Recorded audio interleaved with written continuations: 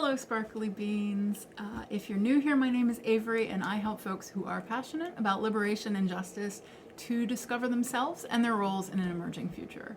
One of the ways I do that is through tarot, reading and writing about tarot, studying tarot, and sharing with others. And today we're going to do a little deck challenge. It's the Only 10 Decks challenge started by Katey Flowers, and it's pretty simple. The idea is if you could only have 10 decks, which would you pick? I actually decided my answers to this several months back, and I just haven't had a chance to actually film and post. So I also have a hard time deciding, if I'm perfectly honest. So you can see I have a fairly large collection of tarot and oracle decks. I pulled from both, and yeah, I really had to think about it. Like, what would a curated collection look like if it was only 10 decks? I do want to mention a couple quick things before we get started. One is that as you're viewing this, I'm probably either en route to or about to head up to British Columbia to see one of my dearest people. I'm so excited. And I am planning to do a little Queer and Magical AF business retreat the week after. Retreat in this same apartment at this same desk, but I'm going to just take a little bit of a break from posting content for a couple weeks. And so this video and maybe one more will go up, and then you'll have a little bit of a break before we restart. You may have seen my short. I had all sorts of weird technical issues trying to get another video up, so I'm just kind of letting that go, going with the flow. It's Pisces season, that's what we do, and then I'll be back. One of the things that I'm really excited to be able to finally offer when I return is live one-on-one sessions. So that includes tarot readings. That also includes something I'm calling a Neptune session, where you really get to take advantage of my intuitive channeling kind of Piscean nature, and I can support you with all sorts of things as a change doula, helping you move through life transitions, challenges, anything that comes up that you would just like some insight on. We can use astrology, we can use tarot, we can use just deep conversation, and I can give you some wisdom from my own sort of healing and spiritual journey. I have lots of different tools. We can do, somatic exercises. So it's really a bit of a choose your own adventure, and just, I will intuitively use the tools that I feel called to do. You can also specifically book a tarot reading. So those things will be, you'll be able to access coming up. I will have limited slots, and the first slots, the first announcement of those will go to my newsletter. So if you are interested, I would recommend that you go ahead and click that newsletter link below, get signed up. You can also just go to queermagical.com and it'll pop up. And make sure you're on the list, because my newsletter subscribers will be the first folks to hear about when those are available. Pretty much any of the decks I'm going to show in this video, I'm happy to give you a reading with. Two exceptions, the Pacific Northwest and the postcards from a liminal space. Those two decks are just for, I only use them right now personally, but the other 8 will be available. And I'll also be mentioning as we go some decks that didn't make the cut, and I think all of those I'm happy to read for folks with. Yeah. As I was doing this, I realized that there were kind of like categories of the kinds of decks that I wanted to do. And one caveat before I get started is that I'm assuming that I'm not reading for others when I pick the only 10 decks. If I were picking 10 decks and I was trying to include my business in the readings that I give, I would probably have more decks that are specific to different identities, ethnicities, gender, presentations, etc. So the clients feel comfortable, which is why I have such a large collection. But assuming I'm just reading for myself, it's going to be a little more towards, sort of what I personally need. The categories weren't exactly intentional, but I started pulling out decks that I was like, I have to have this one, I have to have this one, and I realized that there was a sort of well, if I have this one, I don't necessarily need this one. And it reminded me actually of Lisa at Supportive Tarot, if you're familiar with her channel, which you should definitely check out. It's very cool, and lots of deck videos. One of the things that she does is, well, a couple of things she does. One is the this or that challenge, and the other one is I think it's the Tarot Anti-Hauls, where she kind of shows a comparable deck in her collection that led her not to purchase another deck. And so I kind of thought about that when I was doing this similarly. Okay, so let's jump in. I'm trying to make this a relatively reasonably length video. So my first thought was the Lightseers Tarot. And this is the first edition, the Kickstarter edition. You can get this mass market. This has just become my go-to grab deck. I have 4 or 5 of those, so like I would also put in this category the Modern Witch.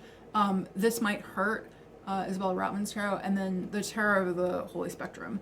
I would feel like I want something, I don't really do Rider-Waite-Smith clones, but I would feel like I would want a deck that is like very easy to read, that kind of not necessarily matches Rider-Waite-Smith, but like where I don't have to think a lot about the meanings, and where the meaning in the card, the image in the card, would match up to more than one of the interpretations I have for that card. So with some decks, you're going to have, actually here's I literally thought to myself, a 4 of Cups, and that was the next card, so that's so funny. That's actually a bad example in this deck because it does have a particularly kind of like apathetic feeling. I tend to like 4 of Cups where it's easier to potentially interpret it as a positive thing. But there are other cards in this deck where it is like that, where it's not just like showing one. And there's also some cards in this deck where they really jive with my particular, the way I tend to interpret something. Oh, I love this Death card. Death is one of my favorites. So yeah, I feel like this, I often use this for big spreads. I find it to be easy to read with. I really like the color palette, and I find it really evocative in certain cards like this one. You can really feel the energy. I also really like the Court cards. That's Queen of Wands.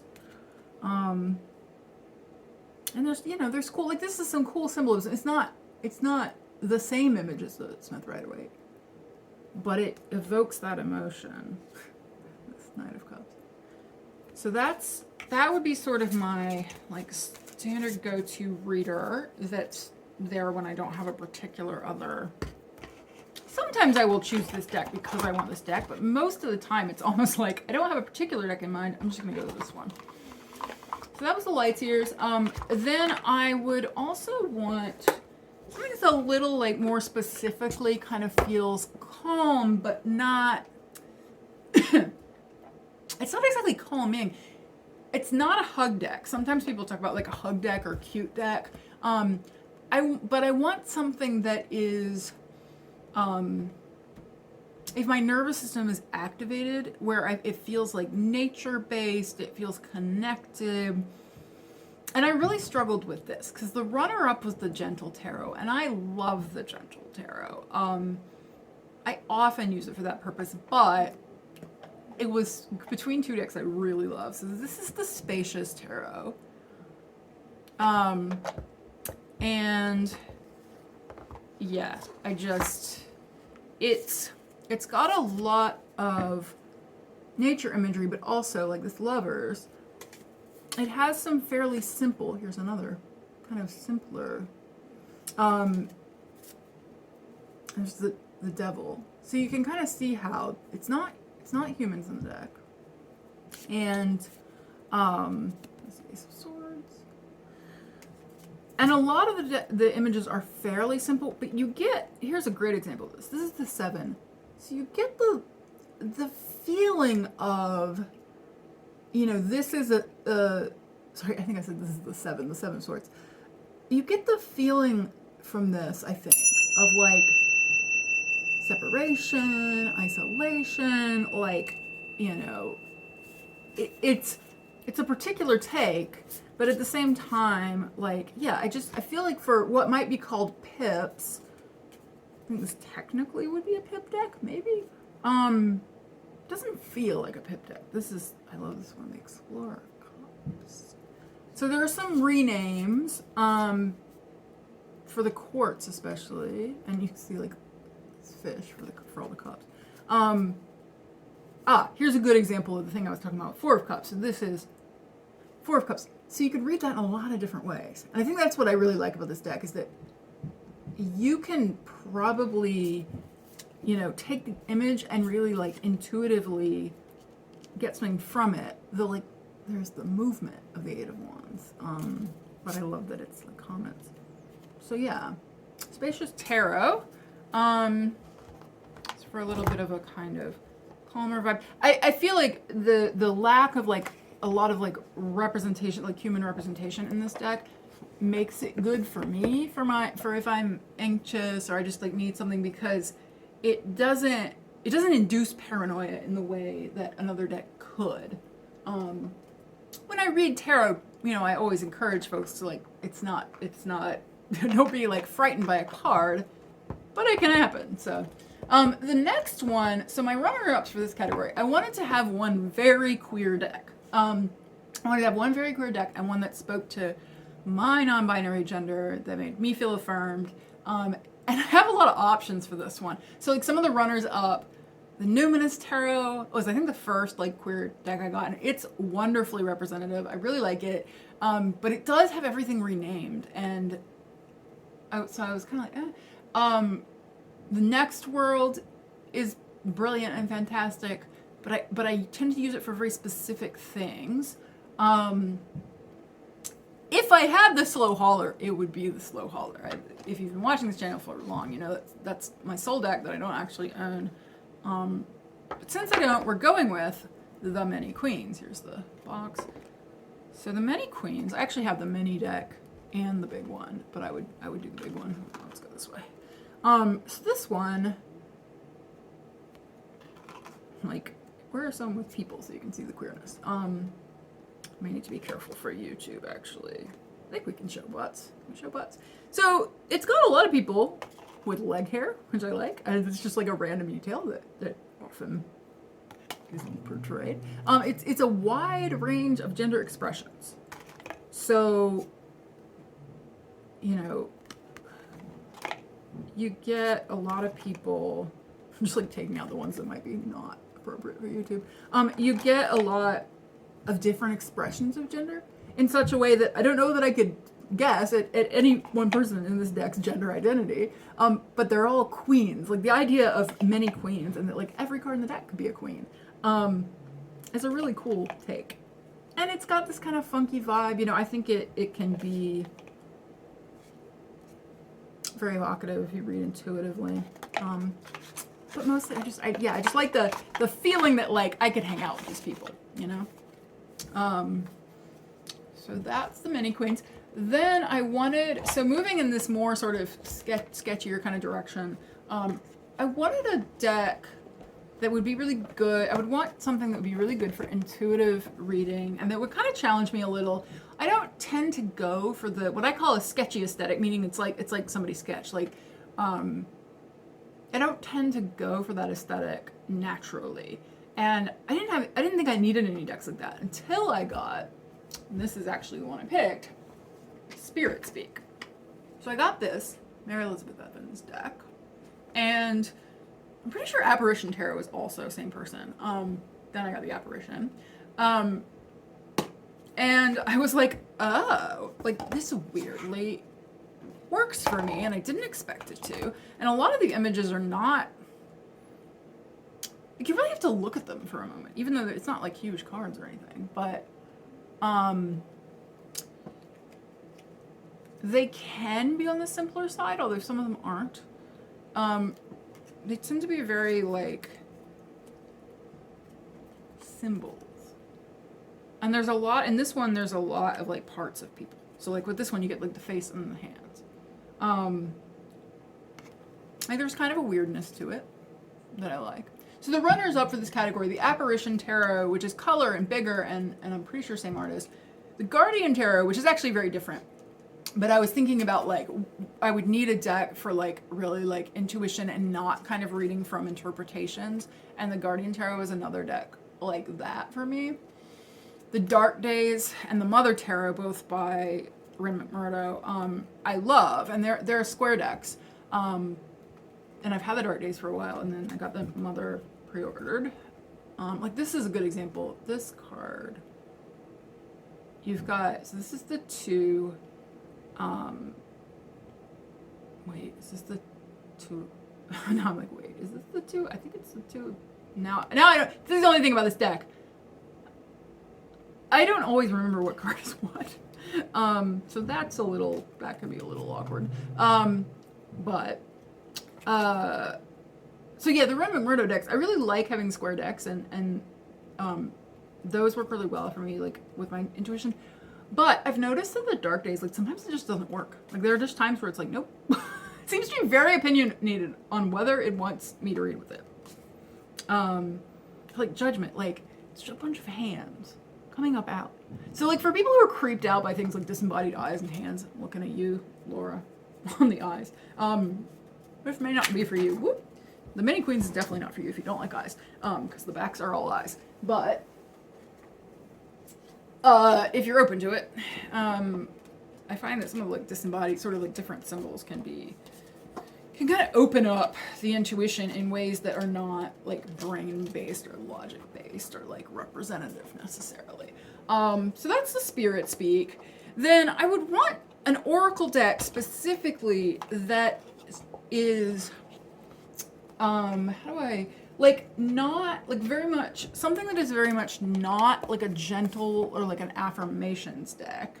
Something that is like single keyword or close to it and kind of like very neutral.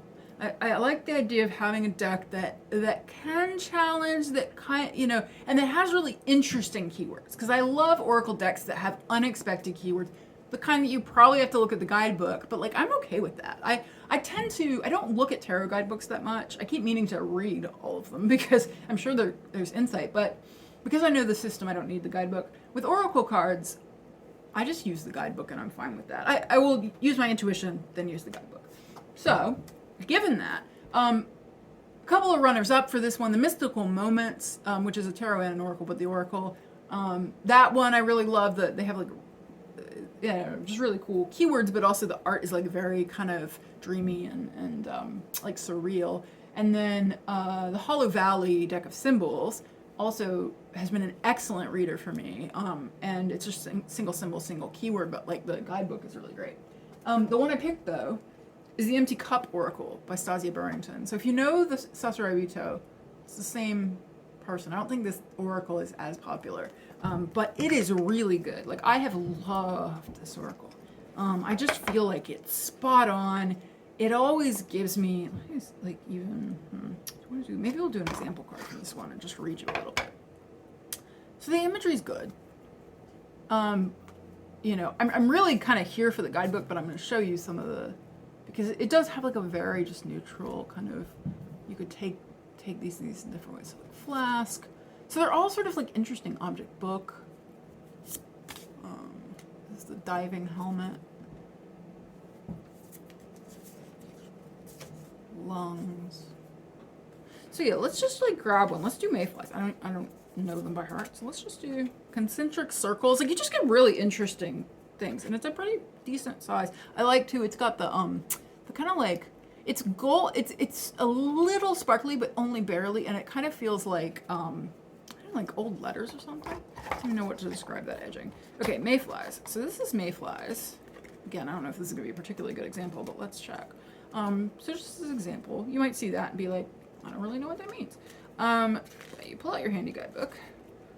Mayflies spend their lives mostly as immature nymphs, only to emerge, mate, and die often within 24 hours. They're delicate and beautiful and a poignant reminder of temporality and impermanence. Meditate on them to remember what's important in this moment. Life is short, death is guaranteed. Try not to stress out about this, but rather think on it as a reminder and permission to fully enjoy the feeling of being in a body and existing in this world. So I love that, and I feel like once I've read that, now I'm going to remember what mayflies mean. Maybe not every card. Like, oh yeah, okay, right? Like it teaches me a little something about a mayfly that I didn't know.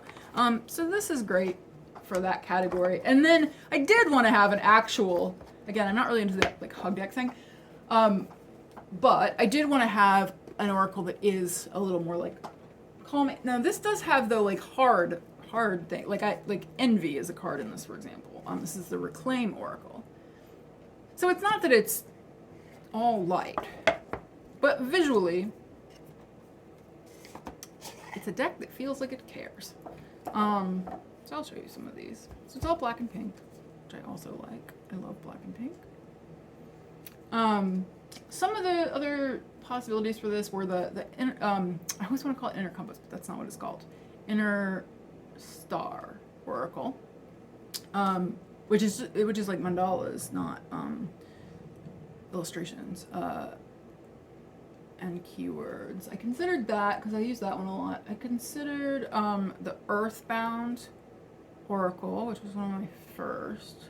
I also considered Threads of Fate. So I guess none of these are really like just positive. I don't know why I think of them together, but Threads of Fate is another one.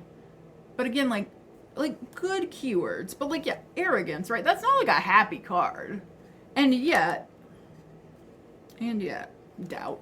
Now I'm just showing you all the like negative examples. Disconnection. But it, it's self-care themed. And I think that, and the fact that you have all these big curvy bodies, I love that fact. Stability.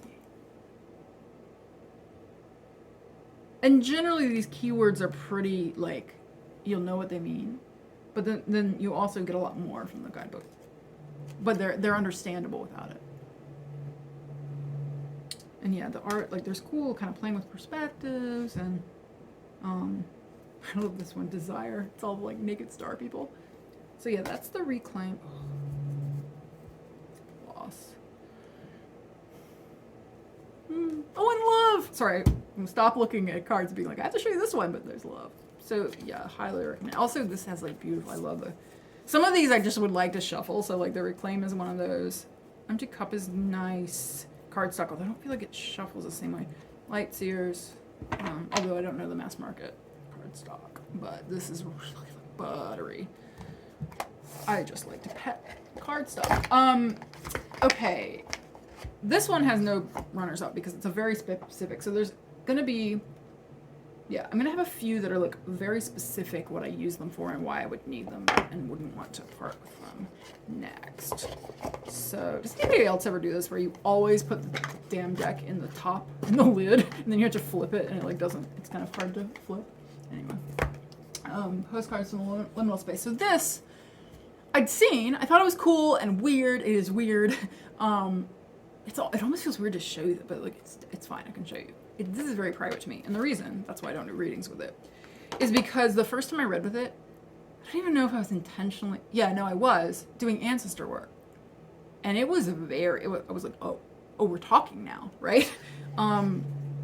It's the first time and like the most connection I've ever felt where I'm like, no, I am certain I am communicating with ancestors, like I'm not. And it was hilarious because they were snarking me, but like, so these keywords can be like, no one is coming for you. Magic is either everything or it is nothing. Sometimes you're like, why are you shouting at me, deck? Not normal. Yeah, this just really vibes with my weirdness. Reset. Come back down to earth. And sometimes you will get things like death is the healing. You can imagine this with a tarot deck. Like, what if you got the death card and then that, And then sometimes you get things like this, which you can just read that.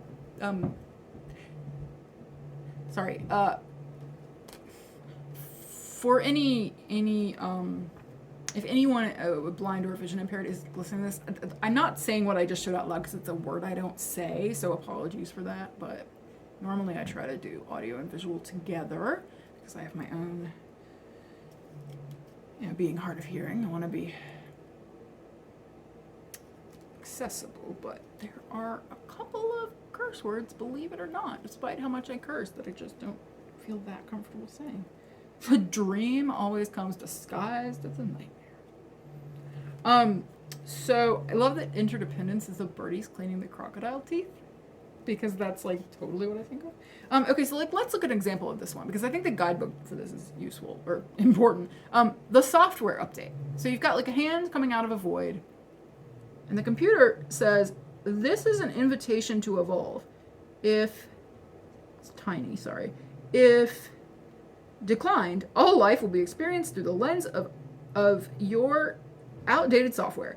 This may improve upon old features or add something entirely new. So that's what like the card says, but it's in tiny, tiny font. And so if you look that up, this one, oh sorry, I'll show you this in a second. Okay, and we look up the software update as an example in the guidebook. They're pretty short little descriptions, but like they tend to be pretty clear. Oh no, it's literally what it says on the, sorry. This one is literally what it says on the screen. Okay, let's look at this one actually. Absolutely not. Absolutely not. I love that it's like two highways and they're both going to absolutely not. So let's look up absolutely not.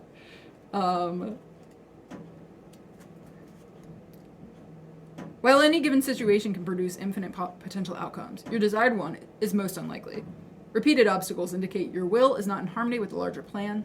Listen to this sign to prevent further frustration and embarrassment. The answer is no. So then you can kind of look back at the card and be like, okay, got it. All exits lead to no. And that's something about this deck that a lot of my decks don't have, which is there are cards in here that are like no or yes. And so if you are kind of like, I just want to, I just want to like, do I do this? Should I not do this? Sometimes the deck will tell you. Not always, but sometimes. So that's the postcards from the liminal space. That's the Ancestor deck I would choose to work with. I mean, clearly not an Ancestor deck intentionally, but that's basically what I use it for. After that first reading, it's just, that's how I communicate with ancestors. Okay, this one, and there is kind of a backup for this because I was really tempted to include the Herb Crafters, which is a deck I love. I use a lot in the fall.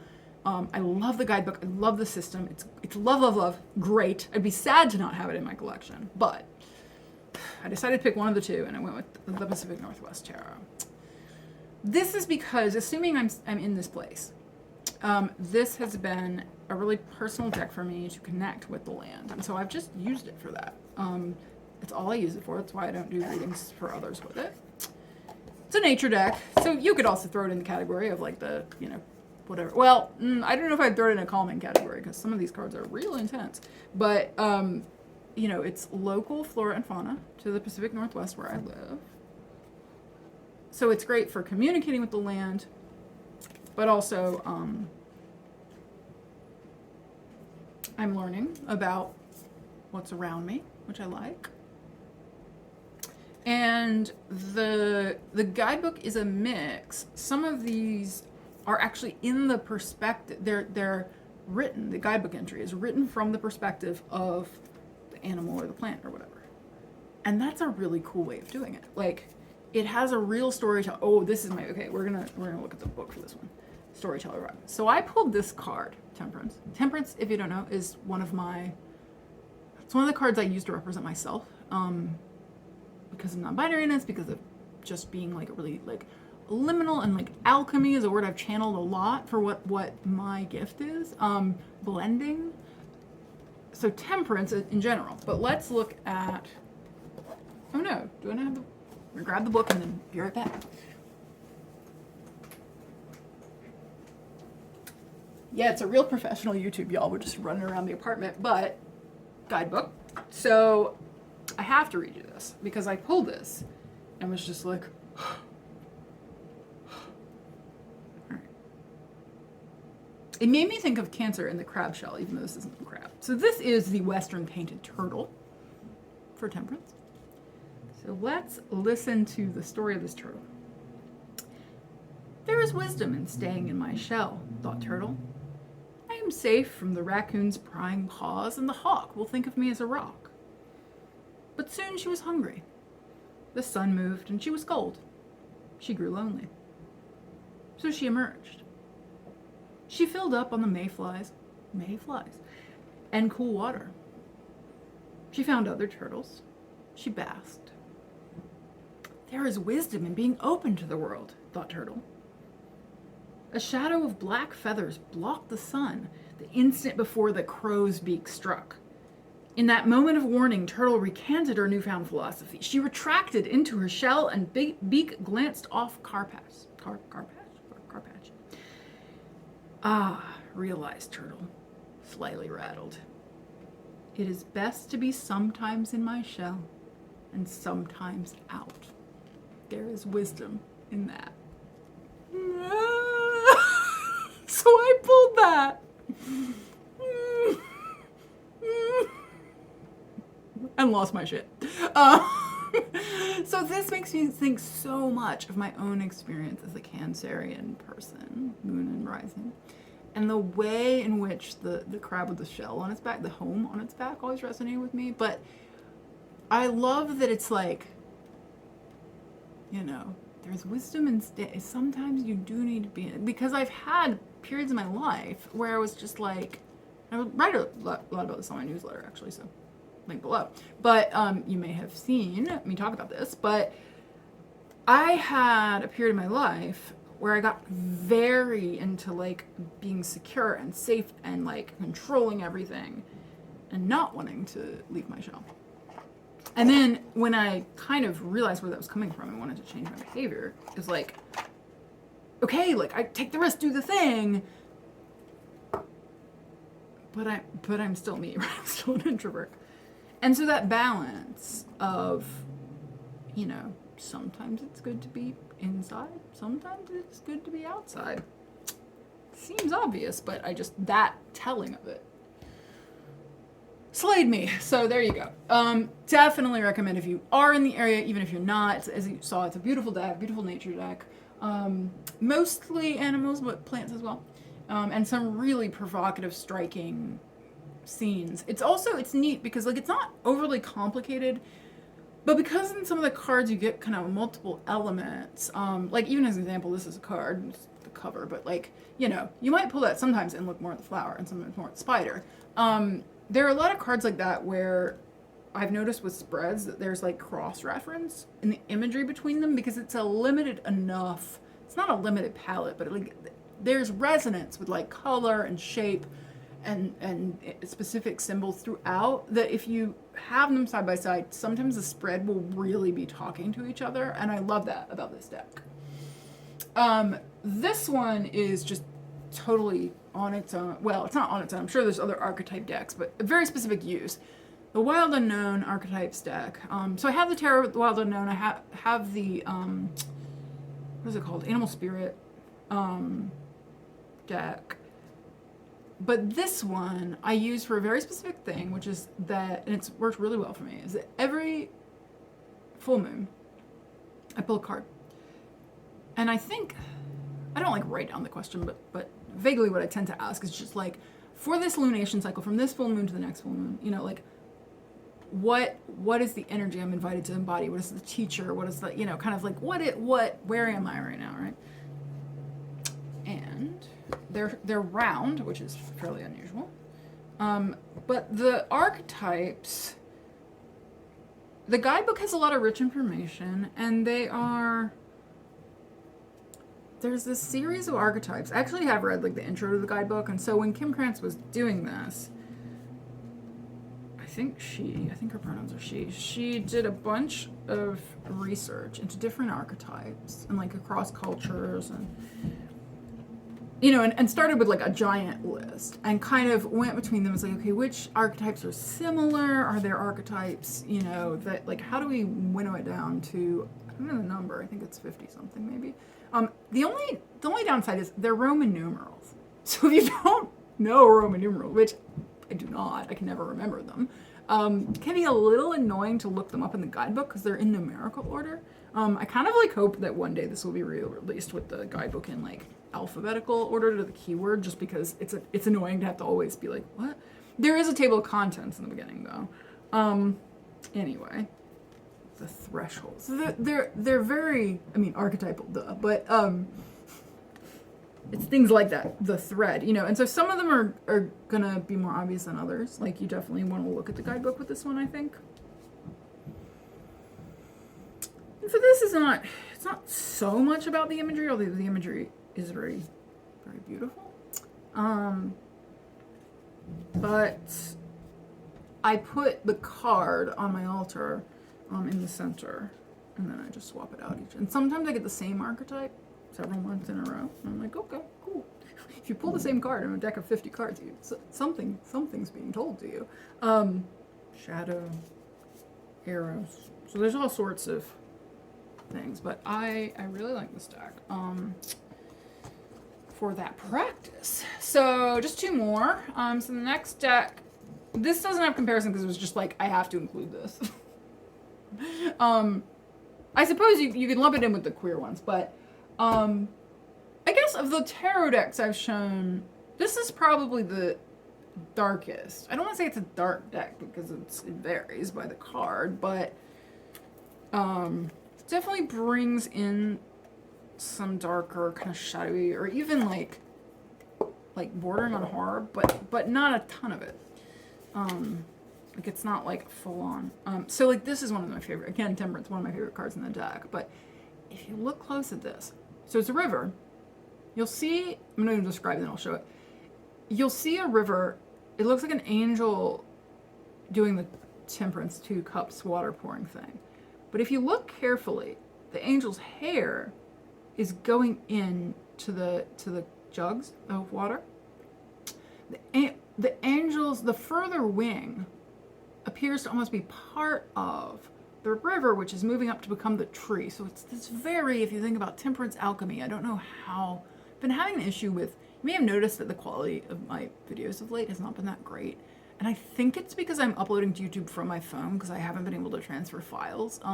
So I'm trying to get the files into my computer to see if it's different. So sorry about that if you've noticed, but because I'm recording them in 1080, they just do not look like 1080. But like this is such a cool thing to do with Temperance because it's literally showing the way, the river and the angel and the forest, they're not separate, right? But they are distinct.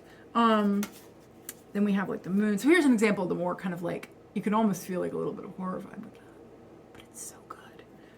So I love the sense of movement. This has one of my favorite lovers cards, which is very provocative. Yeah, like this, like you can feel the like the stars or the swords just missed the boat, going downward. So just, yeah, there's a lot of imagery in here that has a lot of sense of movement. This Empress is really good. You know, it does have a fair degree of representation, although a lot of the figures are kind of otherworldly and probably non-human, which I also like. And one of my favorite things about this deck is actually the description on the back, because it's so correct and it's so what I need. And this is why I'm like, I don't know how to compare this to anything. A fully illustrated 78 card tarot deck exploring the surreal, the intense, the queer, and the divine. And that is exactly what it is. So if that sounds good to you, buy it. I want to say that Emily Lubanco, or E. Lubanco, I think they go by both, is restocking, or there's something going on with like switching shops. So if it's not available right now, it will be available. But that is that. Okay, finally, last one. Oh, I don't have the guidebook right here, so I'm not going to read from it, but it is a very good guidebook. So, guidebook. Read this guidebook if you have the deck. This is the Outsider Tarot. Again, I guess I did throw a bunch of queer ones in there, but these last two were just like, I use them a lot. I really love them, so they would have to go in. And I'm getting to know this because it's a newer deck. And everything is renamed, so that is a note.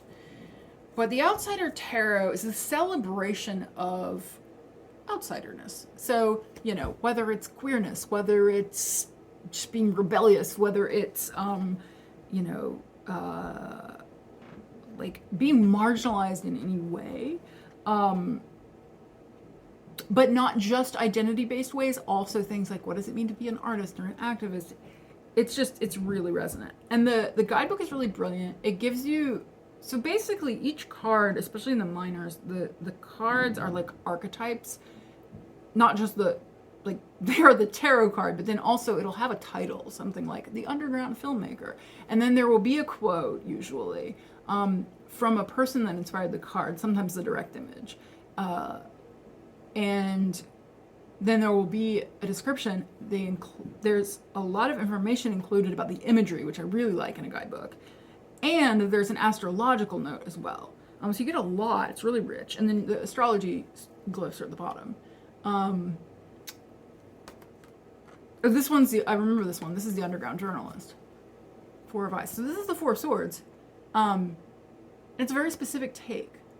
But it's all about, the deck talks all about mainstream media. It was inspired by this person who is a citizen journalist. And the idea here with the image is really cool. It's basically that like media is saturating everywhere and, you know, it's hard to control and such. And so it's like stepping away from that. So if the Four of Swords is kind of like the mental break, right? It's like moving away from that paradigm. And then the microphone represents the underground journalist.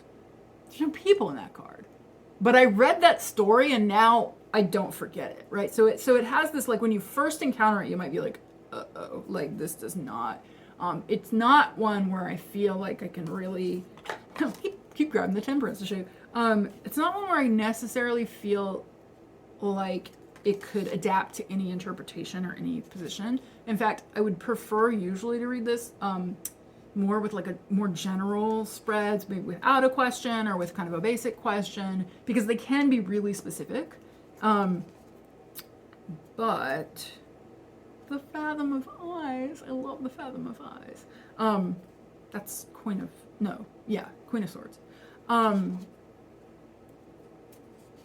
Cleric. So as you can see, renaming all over the place. And a lot of these are like they're a particular take on the card, but I think necessary to my collection. So that's the Outsider Tarot, and that's all 10.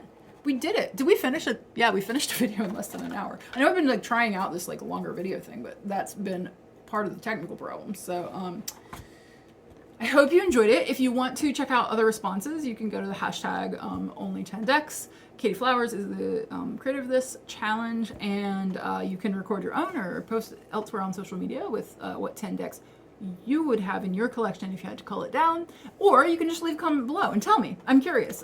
Or if you have any questions about these decks, if you want to comment on any of my choices, feel free. And once again, you can get a reading with me. I will be posting that soon. You want to sign up to the newsletter.